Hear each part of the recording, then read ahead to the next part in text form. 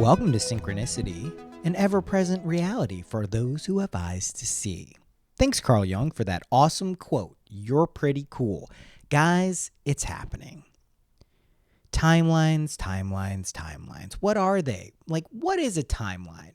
Jessa sent me a really awesome video by Daryl Anka, who is the channeler for Bashar. I've been aware of him for some time now. He's a cool dude. He has very nice and easy guidelines and instructions on kind of the rules of this reality, quote unquote, we find ourselves in. And I'll post a link to that in the Patreon for interested parties to check out the full interview. But a lot of things are covered in there that I think just kind of encapsulate what the fuck is going on right now, right? I know, listen, it's not the end of 2023 yet. It hasn't happened. We're not there. Are we? Is time real? Is space real? Is space-time real? I don't think so. But let's just pretend we're in linear time can we do that? I think we're doing that. We're doing that. So as we pretend we're in linear time and we're now approaching October 2023, why has 2023 been like 10 years long? What is this like? It's too mushy.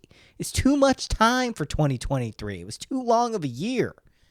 What are you doing to us? Why is this happening? What's going on? Who has answers? Tell me. I need them. Please. Nah, we're good, guys. We're totally good. Things are on the up and up. All right. That's one thing I know for sure is this. You got to go through the down spells to get the up spells. And spells are what it's about, right? And songs are spells. Don't forget that. Music, right? Align yourself with what you really want to do in life. And this is really what it's about right now, okay? I don't know what's going on in your life right now. You may have things going amazingly. You're doing great. There's no problems. You're just in heaven. Everything is wonderful.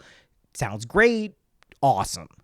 You've aligned with your life's true purpose. You have all the tools for manifestation and creation at your fingertips, and you're just glowingly and lovingly going along like a loving angel child.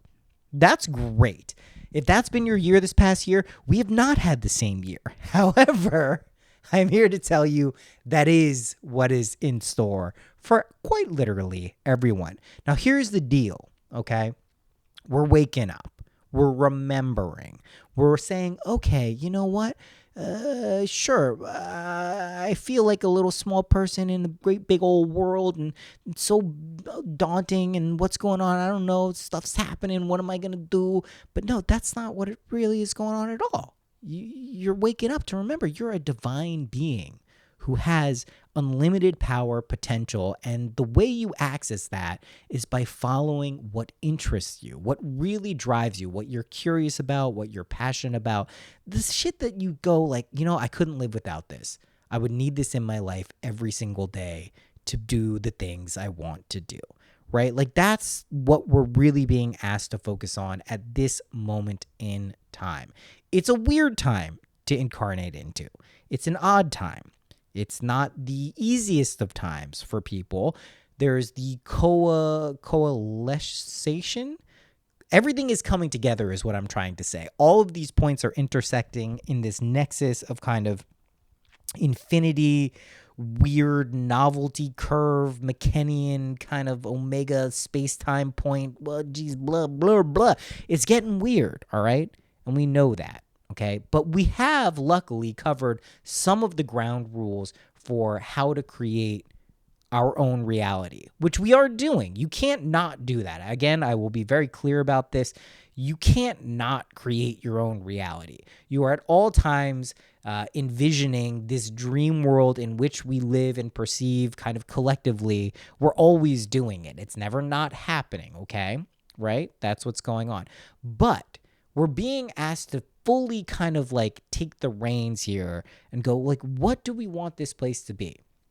Do we want this to be a forgetful place of delusion where we keep stumbling and falling and not really being able to appreciate kind of true divine power we have at our hands? Or do we want to kind of step into ourselves and say, holy shit, like, you know what? I came here for a reason That reason is to experience all of these amazing things that exist in physical reality. Let's take advantage of those. If that's what you're into, then keep listening to this podcast, because that's what basically we're going to be talking about for the rest of the time that this exists. And it should exist for quite a little bit. We're going to ramp up. I know I said I was only going to do 13 episodes a year. That was probably a lie. I was like, listen, here's the thing. I can make this promise to you, dear listener, at any given point. I will never do this podcast if I don't feel like doing it. I would never want to subject the energy resonance to you of someone who's doing this for any other reason than they truly wanted to do it. Do you know what I mean? Like, that's not the right vibe. Once you start doing things that you don't want to do, that are out of alignment, that's when things start to cascade in kind of the direction you don't want them to go in, right? Okay, so this is the point in time where you really do need to step into yourself and recognize that this reality is an expression of your internal beliefs, right? What you truly believe. Now, when we get to that kind of conundrum, then we start to realize, like, well, how do we start architecting? I don't know if that's a word. How do we start creating our realities in a way that makes sense for us? How do we step into what feels right for us? How do we bend kind of this external reality creation machine, not necessarily to our will, but to the kind of vibration that feels right for us, right? That's what we're looking for. When things just feel right, that wonderful feeling. Sometimes it's described like if you worked like a really hard day, just like some very physical taxing thing. Maybe it's just like an exercise routine. Like you really put yourself through the ringer. You just like, you're physically exhausted, right? Like, oh God, I couldn't be more tired, just in every way. You're drained. And then you get home after a long day, take off your boots and your pants and your shirt, your undies, whatever else you got going on, and draw a nice bath. So nice, so warm, so cool. And then you just gently lay yourself down into that, and you go in and you go,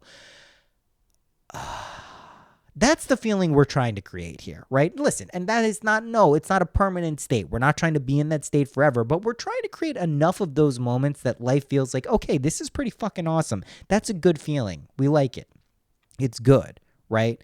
So if you have a present kind of constriction or limitation on your belief structures, this is the time to kind of get clear about what is going on there. Where is it coming from? What can be done about it? Now, if you believe fully that this is past trauma that will forever have a hold of you, this is an inescapable part of reality, this is just who you are, you can't let go of self-limiting beliefs, this is just going to be with you for the rest of your life.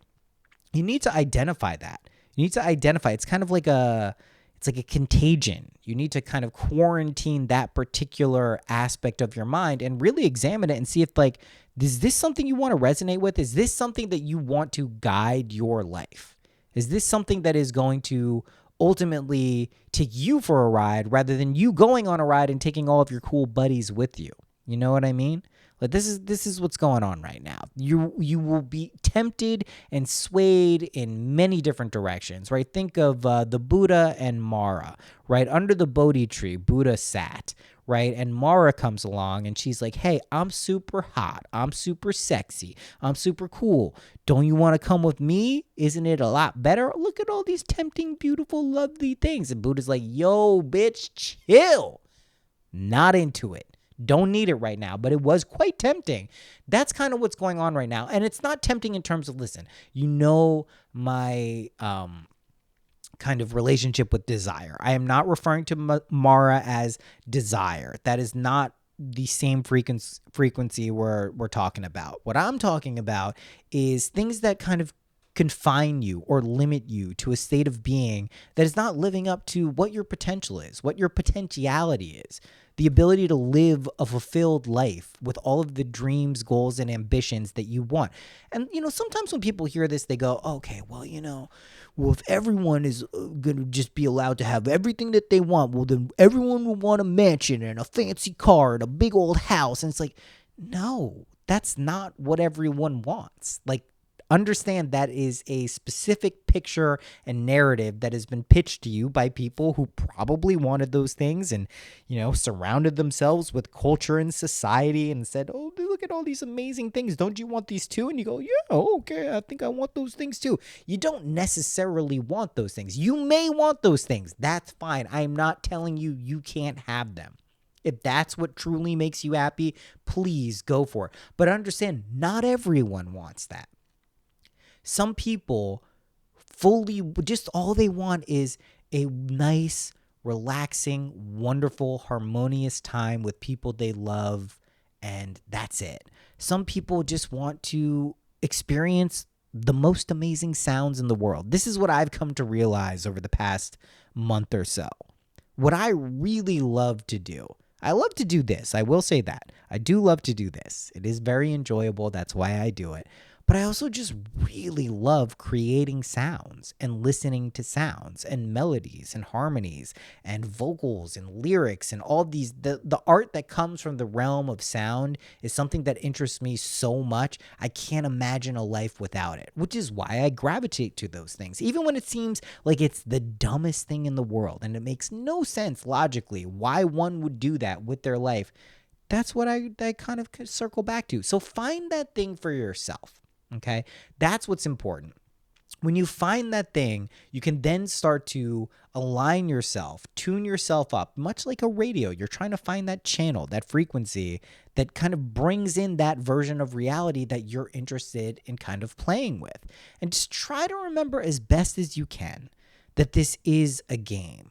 It is not something to be taken so seriously that it crushes you, that if you fail, you can't get up again. One of the key aspects of being alive is resiliency. It is really the only way that we stitch together this weird kind of flickering in and out of reality and create a continuous kind of space-time continuum in which we move from one second to the other and one day to another, 1 month to another, 1 year to another. It's because we believe that we can do this. Like it is this real full belief that we are continuously doing this thing. So resiliency is literally baked in to the program of what we're doing. I want to talk about, listen, I diverge perhaps. I just want to call attention to a little thing called the Miami Dolphins right now. The Miami Dolphins just put up 70 fucking points today. That has not been done since 1966.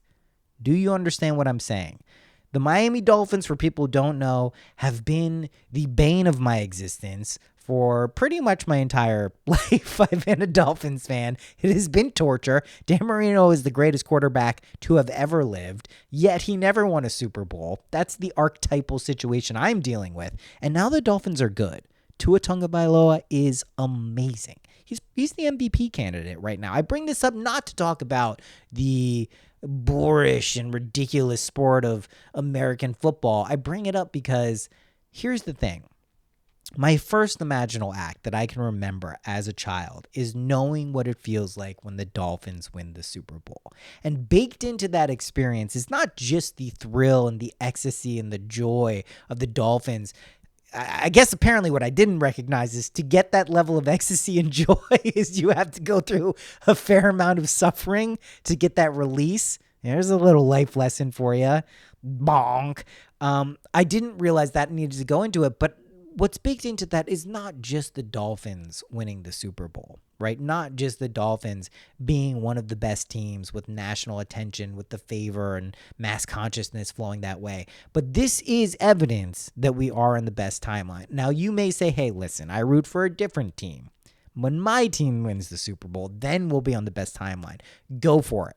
This is basically what we're doing. Think of it like sports ball teams, right? We're all competing for the best timeline. That's why it's fun. And obviously, it does not matter if the Dolphins win the Super Bowl. It does not matter if your team wins the Super Bowl or whatever you're interested in or whatever your dreams and goals are. Outcomes, here's the thing. I think this sometimes gets lost in a little bit of the imagination stuff, the imaginal techniques. Outcomes are less important than you probably think that they are, okay? Now, that doesn't mean you should cease to do imaginal acts and have outcomes be kind of baked into the system or the creation that you're kind of resonating with. That's not what I'm suggesting. I'm just saying don't get too attached to the way something has to be, because your conscious mind doesn't necessarily know how to suss out the best possible way to make something happen. Your subconscious mind is going to do it no matter what. Right? It's going to do it. It's going to happen. That's why often I'll say, go for meta states, go for joy, go for ecstasy, go for a feeling of fulfillment, of freedom. Bacon experience. I know I'm saying bacon a lot. I don't know why. I don't know. Bacon is on the mind. But basically, if you go for those states, it kind of already includes all of the other things you may want to happen. When you go for very specific things that you want, right? There's a distinction between wanting and needing. Let's be very clear about that distinction. Sometimes what you need isn't what you want, and sometimes what you want isn't what you need. What's more important of those two things is what you need, not what you want. You can be wrong about what you want. You can't be wrong about what you need. What you need is what you need. It is what is being provided to you for you to show what it is in life you have going on inside of you. That is what reality is constantly reflecting back to you at all times. Whatever is going on inside of that wonderful human imagination of yours is constantly being reflected back to you. Okay? I want to talk about negative experiences I had to go through. Luckily, looking at it very not big of, relatively speaking, for all the things that can happen in a human life thus far through 40 years of life, not the worst of experiences, but listen, the past couple of years for me have not been the easiest in terms of just like understanding and kind of having things being the way I wanted them to be. But I want to talk about negative experiences and how negative quote unquote experiences can actually be amazingly wonderful things. And I know that sounds stupid, and I know it's getting back to like sunshiny, optimistic time. And listen, you know, when we said in a couple episodes ago with the nightmare button, I pushed the nightmare button. Oh, let me tell you why I pushed the nightmare button. It was not a mistake. It was not an error. It was not a lapse in judgment or skill or a failure on my part, even though at times I thought it was. It was not. Negative, quote unquote, experiences happen to provide a contrast to what it is that you truly want to do. How would one know? How would you know what it is you love to do, that you feel aligned or called to do, if you didn't know what you didn't like? Does that make sense? You could say, well, I could just like something and I would know it through that. Sure. But when you encounter situations that are tinged with suffering, darkness, sadness, melancholy, those types of things, depression, those are clear examples of things that provide you a necessary contrast for what it is you would like to feel. And your feelings ultimately are messengers. They're like little angels telling you, hey, this is where you should go. This is what you want. Why don't you come with me? It's going to be fun if you do this. Right? That's what your feelings are trying to tell you. Even the feelings that don't feel like, yay, hey, whoa, this is wonderful. They may feel like, oh, this sucks. You can't do it. You're no good. Whatever it is, those feelings are telling you something about your experience, about how you're relating to your reality, to reality as you see it externally. What essentially is going on, even though we look out in the world and we see kind of what we think individually, when I say, I use the royal we here, what we view as kind of a uniform world. Oh, it's the same world. We're all looking at the same thing. No, we're not. We are not looking at the same thing. Your particular vibratory frequency of consciousness is looking at a very different picture of reality than mine, than someone else's, than someone across the world, someone who was born 100 years ago, 200. They're different versions of reality. We think we're talking about the same thing because we can see similar things, and we can say, oh, you see that? Oh, I see that too. Great. Wonderful. It must mean it's the exact, that's what it is. But that's not what it is. We know this breaks down at the simplest levels of quantum physics. We know that whatever we truly believe to be there isn't actually there. So we know this is true. We know this is much more like a dream or an illusion than the physical, hardened reality that we would like to believe it is. Now, I want to get into that a little bit, which is we're here in physical reality for a reason. And this is another thing I'm addressing all of the devil's advocate or kind of sticking points with the imaginal stuff and just kind of this conception of reality, which I think it's always be ABC, always be challenging your beliefs. Okay? ABCYB. Always be challenging your beliefs. You got it? You dig? Always be doing that. Do you know what I mean? You should be going through in your own mind, what do I believe? Why do I believe this? Is it worthwhile to believe this? Is it helping me? Is it serving me? What is it based on? That is a crucial skill for kind of developing your metaphysical skills, abilities, ability to withstand seemingly external circumstances that test your faith and things like that. Like, it's very important to do that, because if you don't, it's just easy to get kind of like hoodwinked and sidetracked and maybe fall under, the powers that you don't quite understand, right? But the vibes these days, they are a shifting. It is going on, right? And sometimes you just got to take a step back, breathe in deeply, and let it all go while realizing everything is pretty good. Isn't it? It's pretty good, right? At any point, you can change your life. Isn't that fucking cool, right? Here's what happened with me. I got depressed. I got super out of shape, and I was just going in a rut. I was like, oh, man, things are not going well. I can't get out of this. It's so hard. Oh, boy. And I just, I was nosediving. It was like a terminal velocity nosedive into what I thought was the abyss. And that's what it feels like. And I couldn't understand why. Why is this happening to me? What am I doing wrong? I thought I had it all figured out. This is classic midlife crisis shit too. It's not that. It's pretty passé and cliche, to be honest. But I realized why we go through this is you have to have these experiences because, listen, at the end of the day, yes, please maintain a positive outlook on reality. I'm here to tell you that this is still the best timeline. Things are still amazing. You can control your reality. There is no doubt about that. I am living proof of it. So are you. So is everyone all of the time.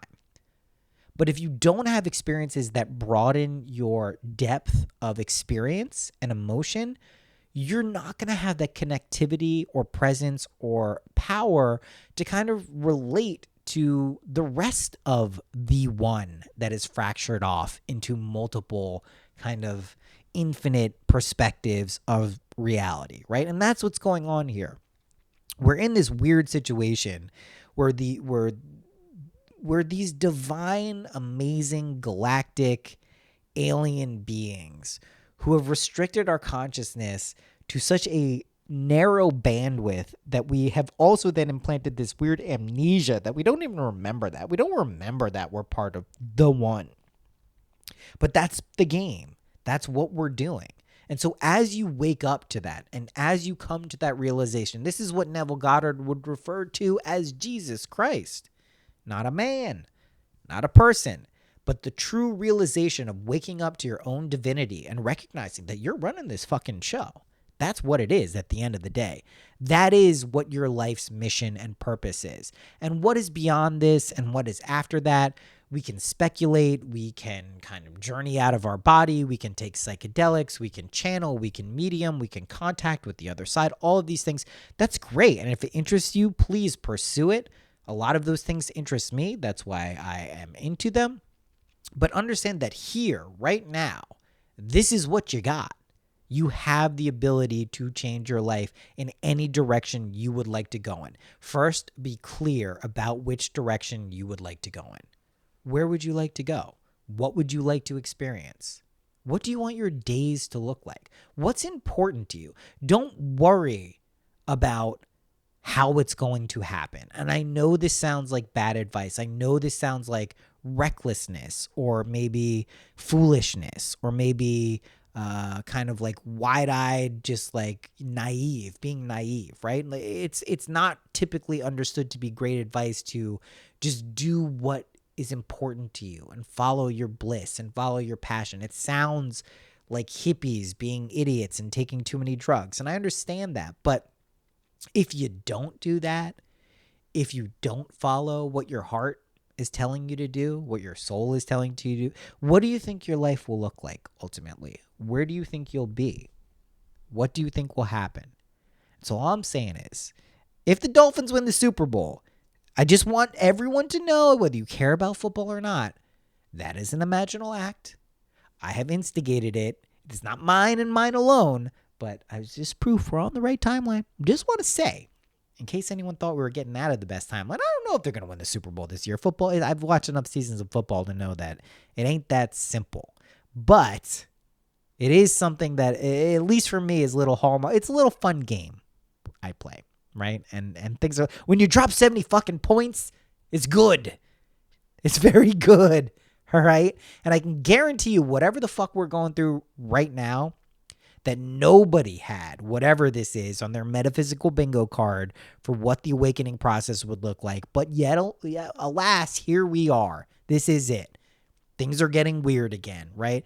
Just try to remember that life really is a precious gift.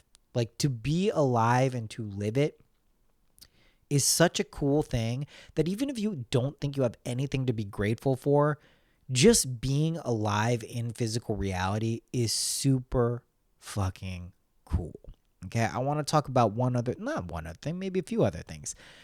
Don't try to change anyone around you.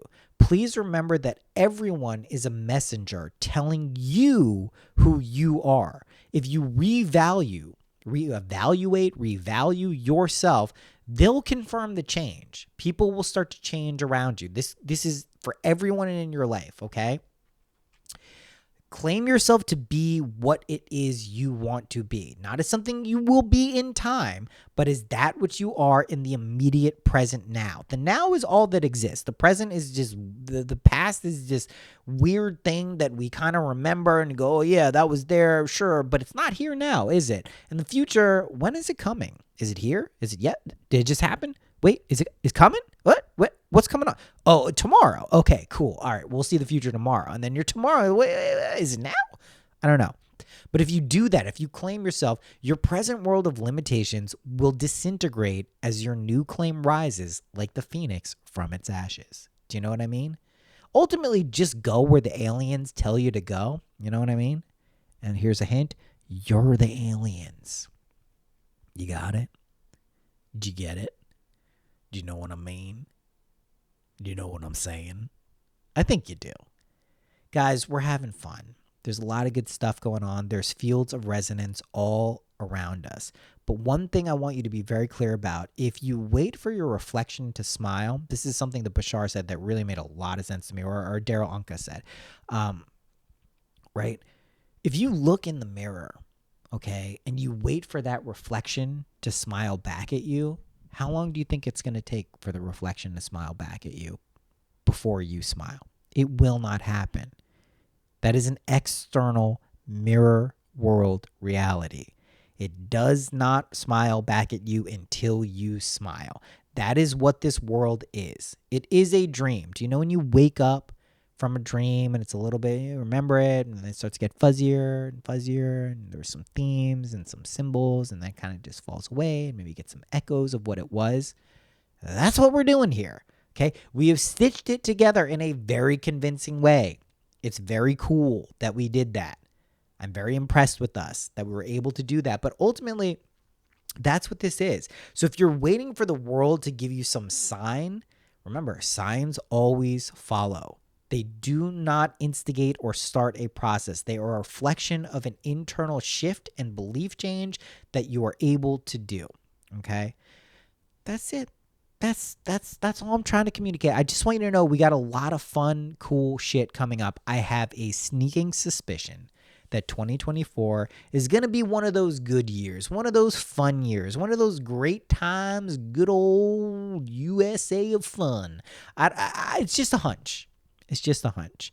I'm playing around. We started this art collective in the Discord for our patrons. You can check that out.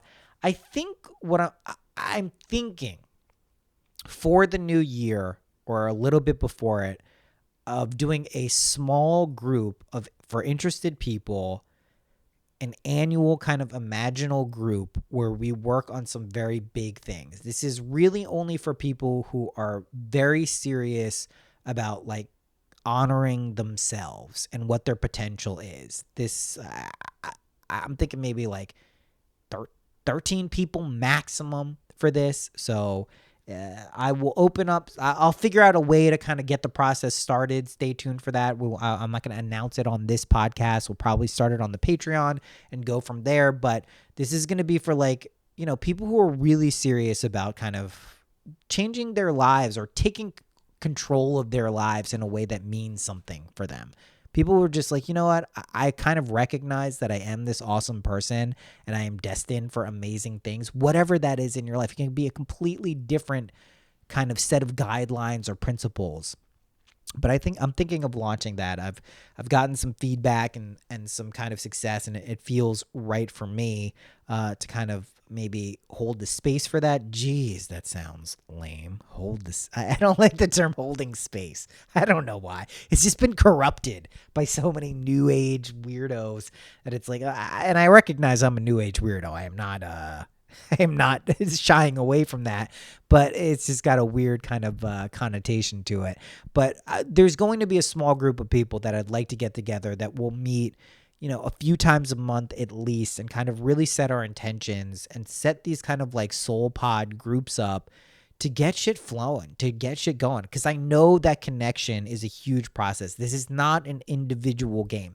Yes, it is ultimately though, right? It is our own reality that we're creating. But part of what we want in the process is connection. And it doesn't have to just be connection between people, but people connection seems to be something that people are interested in. People connection. You know what I'm talking about? Not just that type of people connection. That's a nice type of people connection for sure. I love that type of people connection. But just like resonating with each other, really like kind of like just like holding the space for each other. Gosh, there's that term again. Let me pull one animal oracle card for this episode. I was about to call it a reading. Flamingo Spirit, embrace the in-between. Is there more of a ketamine card than that? I don't think so. Ketamine's a weird drug, guys. Just be mindful with it. It's very interesting. I got to say, I took an extended break from it for a couple of years. I don't know if there's a reason, if there's a connection between my life kind of getting hard and kind of going through a dark period and not doing ketamine and then kind of rediscovering it. Listen, I don't do it all the time. It's not something that you should be doing all the time unless you're called to do that. But it does loosen the shackles a little bit on this reality and shows you the in-between spaces. And I think that's worth focusing on right now. So guys, there's a lot of cool stuff going on. Just remember you're fucking amazing. Please don't forget that. I think you'll remember it. Don't forget it though. The Patreon is kicking. We're doing the October Zodiac readings. I will start those tomorrow, Monday, if I get this out tonight, or today. This is Monday. So those will all be up before October. If you want that, those are for all signs. We do all 12 signs in the Patreon. This is patreon.com/synchronicity. You can find the links and yeah, that's there. It's fun times. Other than that, Instagram flash readings from time to time. But yeah, this group of people, if you feel like you might be one of them, shoot me an email, noah@syncpodcast.com. It's going to be a thing. We're going to make it a cool thing. All right, guys. I love you. Until then, happy